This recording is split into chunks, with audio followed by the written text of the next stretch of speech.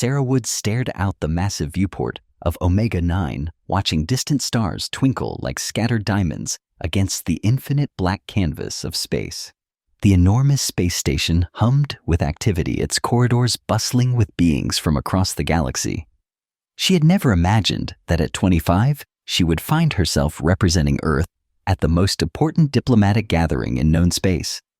The other delegates barely acknowledged her presence as they filtered into the Grand Hall, their conversations filled with complex political negotiations and trade agreements spanning multiple star systems. Ambassador Venar, a tall Vesperian with crystalline skin that refracted light into prismatic patterns, passed by Sarah's position near the wall. His voice carried clearly as he spoke to his aide in heavily accented galactic standard. The humans send a child to negotiate for their entire species. Venar remarked, his tone dripping with condescension. Perhaps they truly understand their place in this galaxy better than we thought. Sarah's jaw tightened, but she maintained her composure. Earth had fought for decades to earn even this small seat at the galactic table. Their technology lagged behind most other civilizations by centuries. Their military consisted of primitive spacecraft compared to the sleek vessels that surrounded Omega 9, and their diplomatic corps was virtually non-existent. She was quite literally one of the first humans to ever attempt interstellar diplomacy. The Grand Hall itself was a marvel of engineering, its domed ceiling displaying a real-time view of the cosmos above. Delegates from 47 different species had gathered, their forms as varied as their homeworlds. The aquatic Neridans floated in specialized containment suits filled with their native waters, while the gaseous ethereals manifested as shifting clouds of luminescent vapor. Silicon-based crystallites stood like living sculptures among more familiar humanoid forms. Sarah had spent months preparing for this moment, studying each species' customs, their languages, their historical grievances and alliances. Earth's admittance to the galactic conclave had come at a steep price. They were observers only, with no voting rights and limited speaking privileges. The agreement stated that humanity would be evaluated for full membership over the next decade, assuming they proved their worth. "The session will now come to order," announced Coordinator Thixol, a towering Zephyrian, whose 4 arms gestured gracefully as they spoke. "We gather to address the pressing matter of apex predator containment protocols following the incidents on Kepler 442b." Sarah's attention sharpened. She had studied the Kepler incident extensively during her preparation. An entire research colony had been evacuated after apex predators somehow breached their containment facilities. The creatures in question were void stalkers, legendary predators that existed in the space between dimensions, capable of materializing anywhere without warning. Most species considered them the ultimate boogeyman, unstoppable, killing machines that had terrorized civilizations for millennia. The Terran representative will present their species' position on containment protocols, Thixel continued, and Sarah felt every gaze in the hall turn toward her. She stood slowly, her legs slightly unsteady. Around her, she could sense amusement, skepticism, and outright dismissal from the gathered delegates. A few Vesperians exchanged what she assumed were jokes in their native tongue, their crystalline features shifting in patterns that conveyed humor. "Honorable delegates," Sarah began, her voice carrying clearly through the hall's acoustic enhancement systems. "Earth approaches the question of apex predator management from a unique perspective." A crystallite delegation member, their body resembling a collection of geometric emerald formations, spoke without being recognized. What perspective could a species that has never encountered true apex predators possibly offer? Murmurs of agreement rippled through the assembly. Sarah felt heat rise in her cheeks but pressed on. While it's true that Earth has no native apex predators of the same classification as void stalkers or dread leviathans, our species has a long history of coexistence with dangerous predators. We have learned that understanding is often more effective than containment. Ambassador Venner laughed, a sound like wind chimes in a storm. "Understanding, child, these are not your earth wolves or bears. Apex predators have consciousness, but no alien power, but no restraint. They exist only to hunt and feed.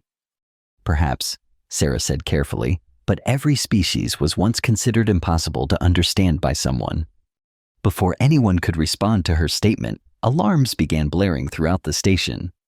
The lights in the hall shifted to an ominous red, and Coordinator Thicksal's 4 hands moved rapidly across control surfaces that materialized in the air before them.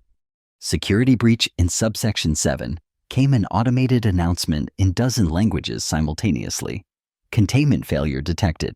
All personnel evacuate to designated safe zones immediately.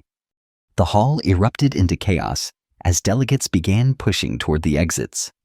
Sarah found herself swept along by the crowd, her small human frame quickly lost among the taller alien forms. She could hear Thicksall shouting orders over the commotion, but the words were lost in the cacophony of panic.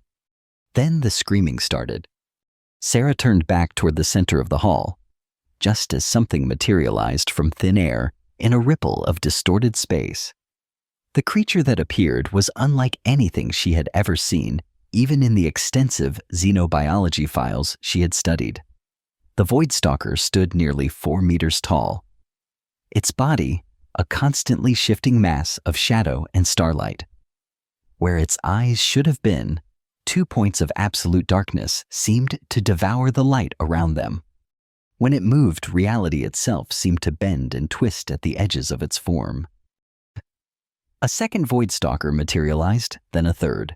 Within moments, 5 of the legendary apex predators stood in the center of the grand hall, their alien intelligence clearly examining the fleeing delegates with what could only be described as hunger.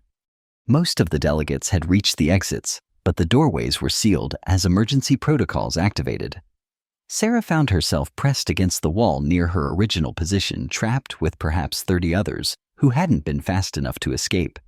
Among them, she recognized Ambassador Venar, his crystalline skin now pulsing with rapid, fearful patterns. The nearest Voidstalker turned toward their group, and Sarah felt something she had never experienced before.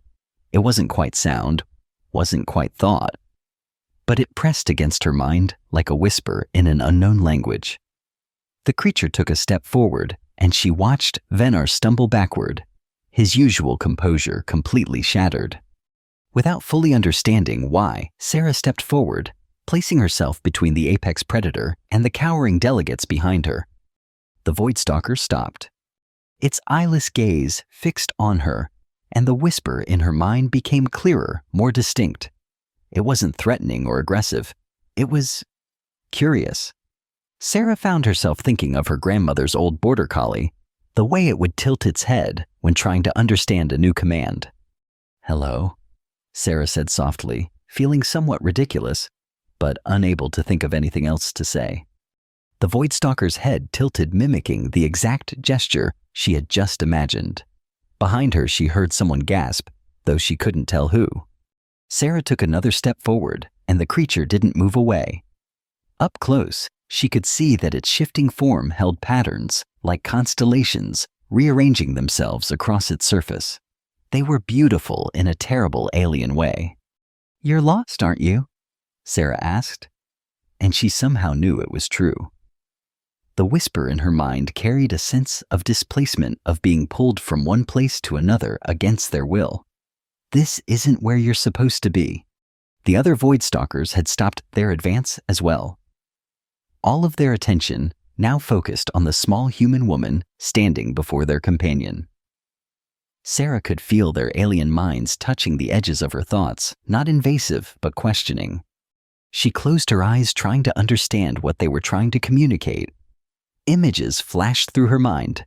Vast emptiness, the space between stars, a sense of belonging that existed nowhere in this dimension. They weren't malevolent, she realized.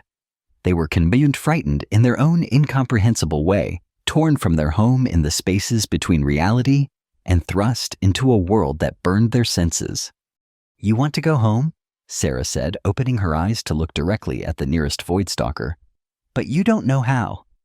Behind her, Ambassador Venar's voice was barely a whisper. "How is she?" How is she speaking to them? Sarah ignored him, focusing entirely on the creatures before her. She could feel their attention like a weight pressing on her consciousness, but it wasn't unpleasant. It reminded her of the way her family's old bloodhound would rest its massive head in her lap, seeking comfort from a human touch. "I don't know if I can help you get home," Sarah continued. "But I know staying here hurts you.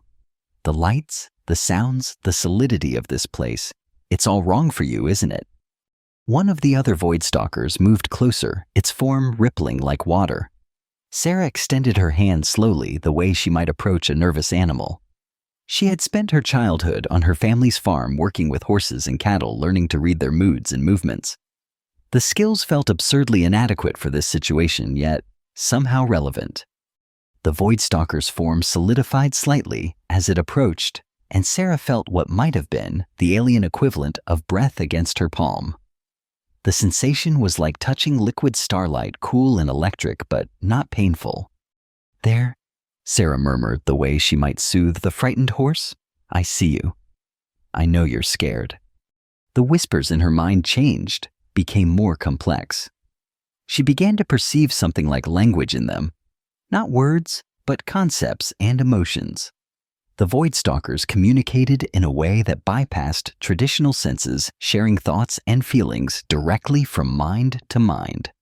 Sarah turned slowly, keeping one hand extended toward the nearest creature, and faced the terrified delegates behind her.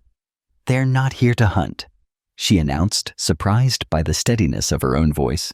"They're lost. Someone brought them here against their will." "Impossible," gasped a Nereidan delegate, their containment suit bubbling with agitation. "Apex predators are non-communicative. They're evolutionary perfect killers, nothing more." "Maybe you've never tried to listen to them," Sarah replied. She could feel the void stalker's attention on the other delegates now, and their mental whispers carried a note of recognition. They had encountered these species before, but the interactions had been very different. The largest of the void stalkers moved forward, stepping past Sarah to approach Ambassador Venar. The Vesperian froze completely, his crystalline skin fluctuating between multiple patterns of terror. The apex predator leaned down, bringing its eyeless face close to Venar's. Sarah felt the communication flowing between them, though she could only catch fragments. Images of Vesperian research stations, of void stalkers being hunted, captured, studied. Pain. Violation. Anger that burned cold as the void between stars.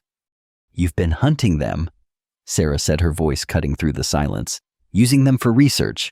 That's why they react to you with hostility." Ambassador Venar's reply was barely audible. "The advancement of science requires certain sacrifices." The void stalker reared back, and Sarah felt its rage spike through their mental connection. She moved quickly, placing herself between them again, but this time facing the void stalker. "He's wrong," Sarah said firmly, projecting the thought as clearly as she could. "But killing him won't fix what his people did. It will only make things worse."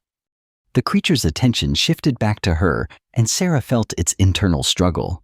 The desire for revenge warred with something else, something that her presence seemed to have awakened in it. "You're better than that," Sarah continued, reaching out to touch the void stalker's shifting form again. "I can feel it. You're not just killers. You have families, don't you? Communities in that space between spaces where you live." The mental whisper that came in response nearly overwhelmed her with its emotional intensity. Images of void stalkers moving in complex social patterns through dimensions she couldn't quite perceive, caring for offspring that existed as pure thought, until they learned to maintain corporeal form, mourning companions lost to the hunts of species like the Vesperians. "Show them," Sarah said suddenly, speaking to all 5 void stalkers. "Show them who you really are." What happened next could only be described as a revelation. The void stalkers stood in a loose circle around Sarah and the other delegates, and suddenly the space between them filled with images, memories shared directly into the minds of everyone present. The delegates saw void stalker society as it truly was: complex, ancient, filled with art and philosophy that existed in dimensions beyond physical space. They saw the pain of separation when individuals were torn from their home dimension, the way void stalkers who stayed too long in normal space began to lose their coherence and sanity. They saw the fear and confusion of creatures who meant no harm being hunted by beings they barely understood. When the visions ended, several delegates were on their knees, overwhelmed by the experience. Ambassador Venar stared at the void stalker before him with what might have been the Vesperian equivalent of shame, his crystalline surface displaying patterns Sarah didn't recognize, but which somehow conveyed deep regret. We didn't know," Venar whispered. "We thought the scientific benefits."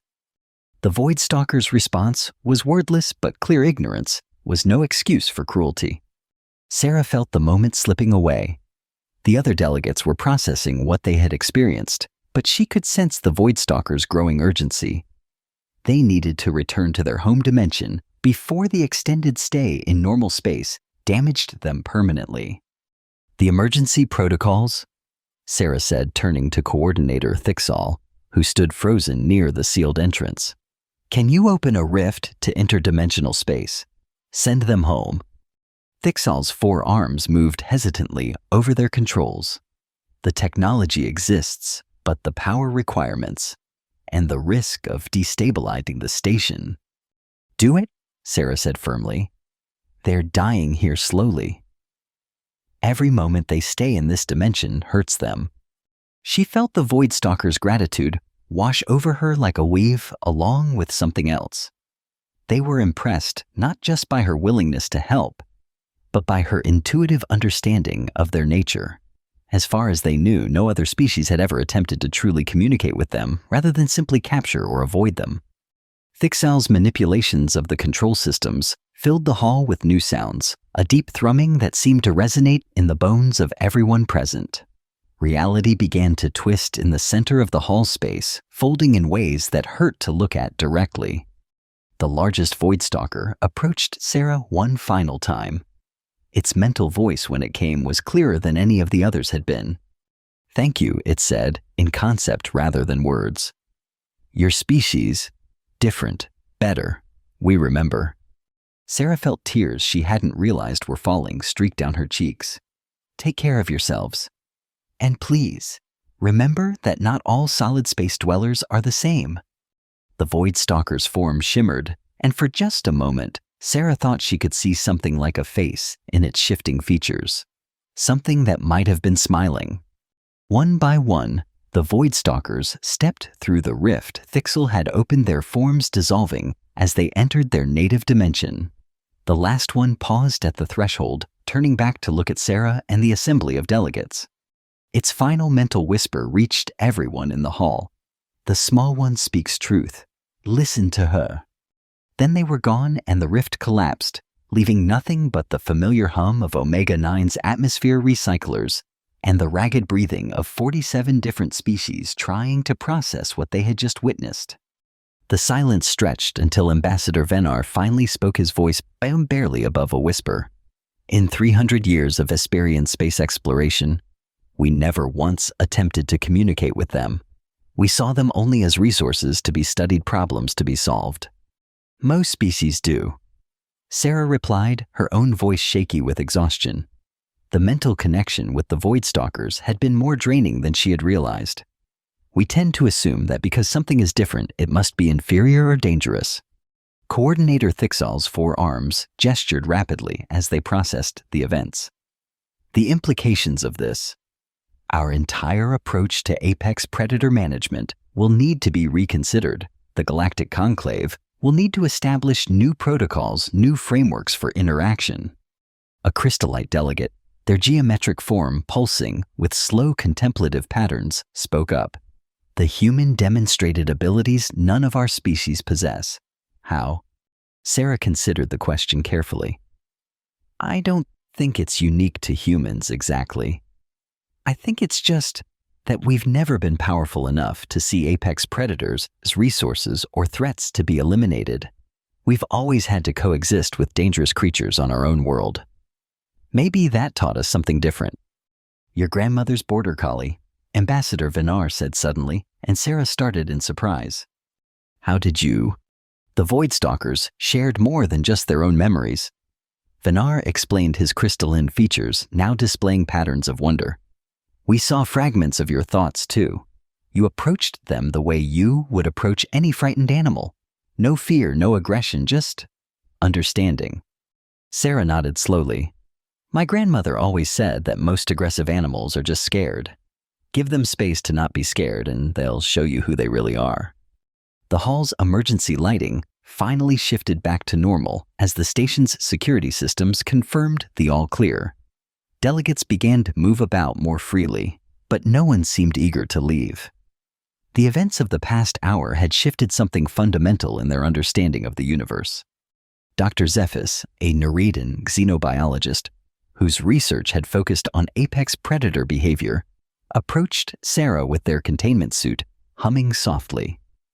Human Sarah Woods, your display has challenged many of our fundamental assumptions about apex predator consciousness and communication capabilities.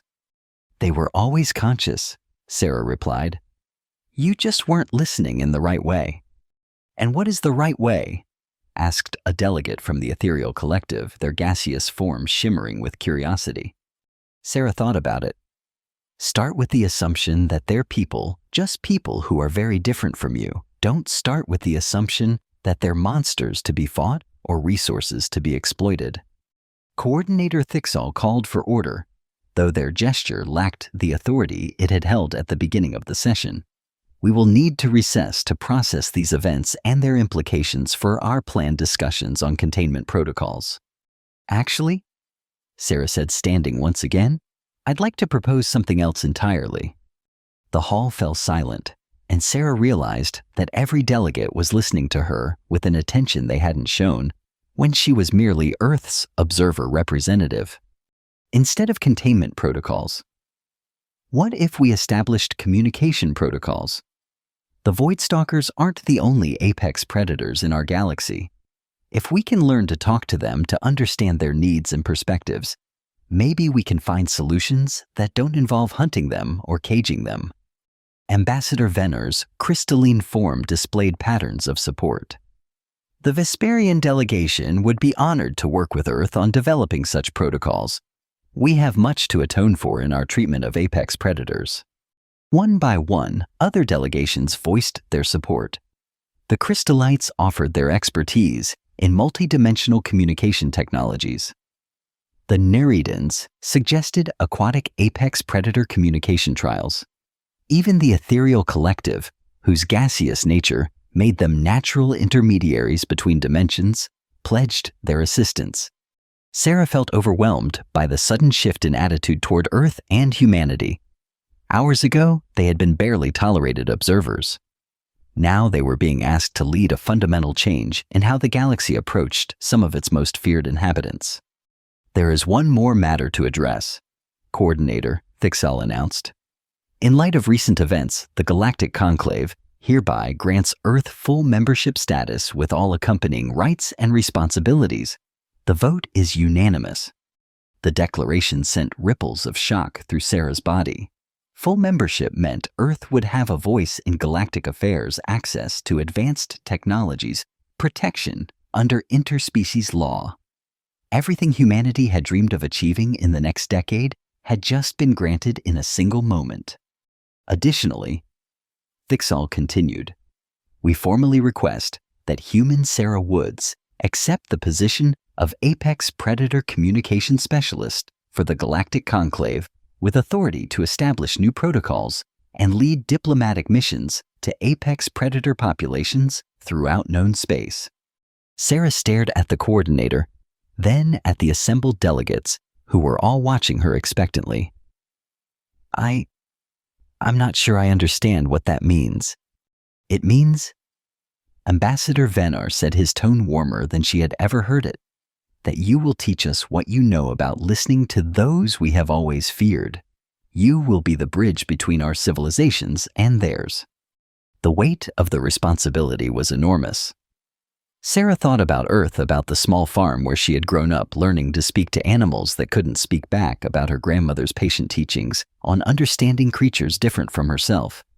"I'll need a team," Sarah said finally. "Xenobiologists, linguists, diplomats from multiple species. This isn't something one person can do alone. You will have whatever resources you require," Thixal confirmed. "The Conclave recognizes that our survival as a galactic community may depend on learning to coexist with apex predators rather than simply containing them." As the session officially adjourned and delegates began to file out of the hall, many paused to speak with Sarah personally. The Crystallites invited her to visit their homeworld, to study their dimensional communication technologies. The Neridans offered access to their archives of aquatic apex predator encounters. Even species she hadn't spoken to before expressed interest in collaborating on the new protocols. Ambassador Venner was among the last to approach her.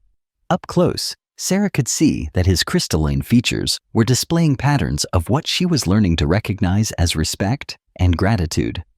"I owe you an apology," he said formally. "My species, myself included, have been guilty of the worst kind of arrogance. We assumed that superior technology meant superior wisdom. We all make assumptions about things we don't understand," Sarah replied diplomatically.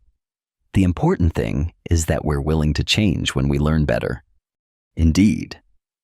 Venar's form shifted to display what might have been a smile. "I find myself curious about this grandmother of yours, the one with the border collie." Sarah smiled a real smile for the first time since arriving on Omega 9. She would have liked this. Gran always said that the universe was too big and too strange for anyone to understand it all alone. "Wise words," Venar agreed. "Perhaps your grandmother understood something about the nature of intelligence that our civilizations forgot in our rush to advance technologically." As Sarah finally made her way back to her quarters, her mind buzzed with plans and possibilities. Tomorrow would bring meetings with xenobiologists and engineers, discussions about communication technology and diplomatic protocols. There would be reports to write, proposals to draft, and endless bureaucratic hurdles to navigate.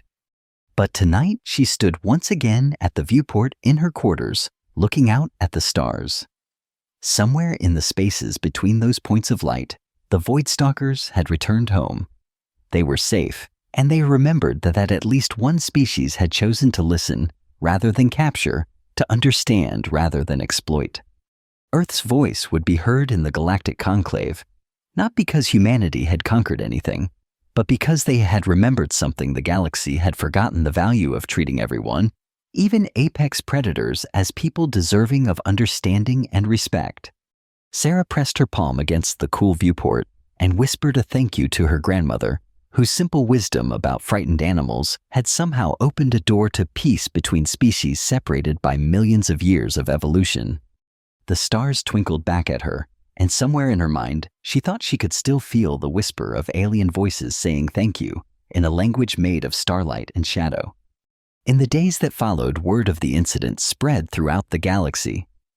The concept of apex predators as intelligent beings capable of communication rather than mere monsters to be contained or resources to be exploited revolutionized entire fields of study.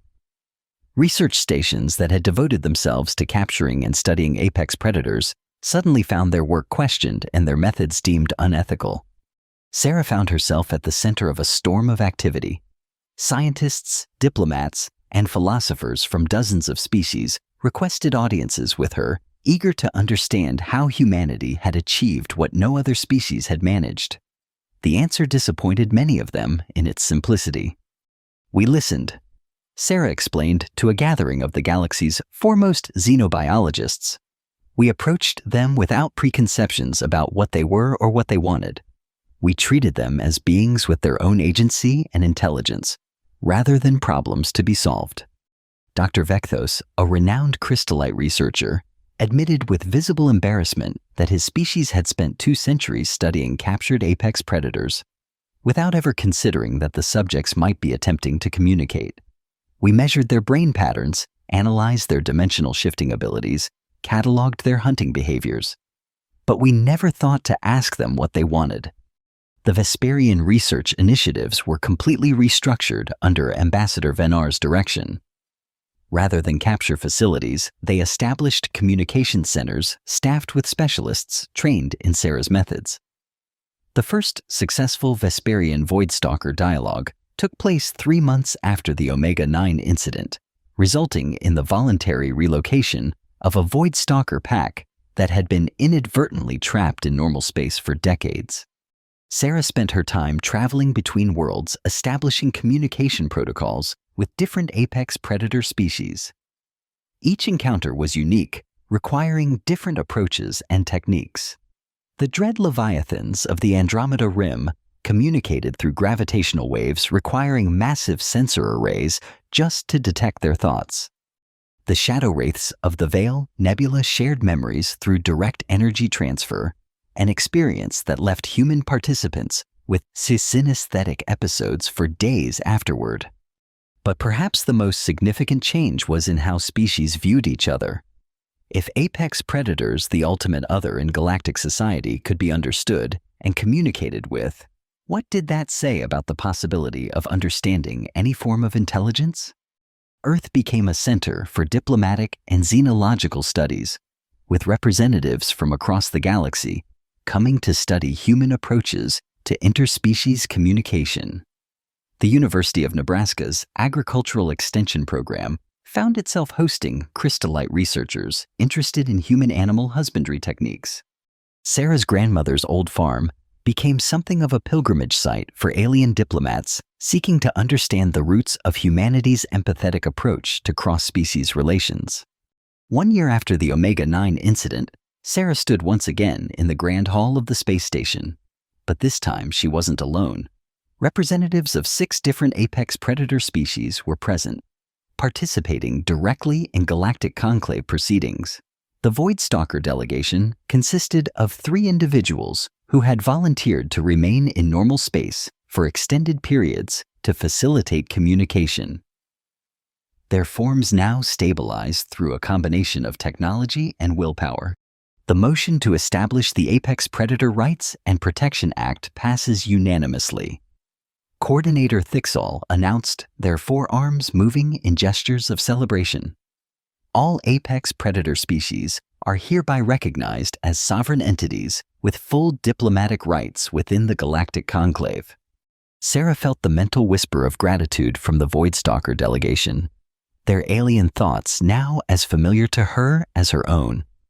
What had started as a terrifying accident had become a fundamental shift in how the galaxy understood intelligence and consciousness. Ambassador Venner approached after the session, his crystalline form displaying patterns of deep satisfaction. "Your grandmother would be proud." He said a phrase he had taken to using when particularly pleased with diplomatic progress. "I think she would," Sarah agreed, watching as delegates from dozens of species mingled freely with beings that had once been considered the ultimate monsters. She always said the best way to make friends was to start by being one.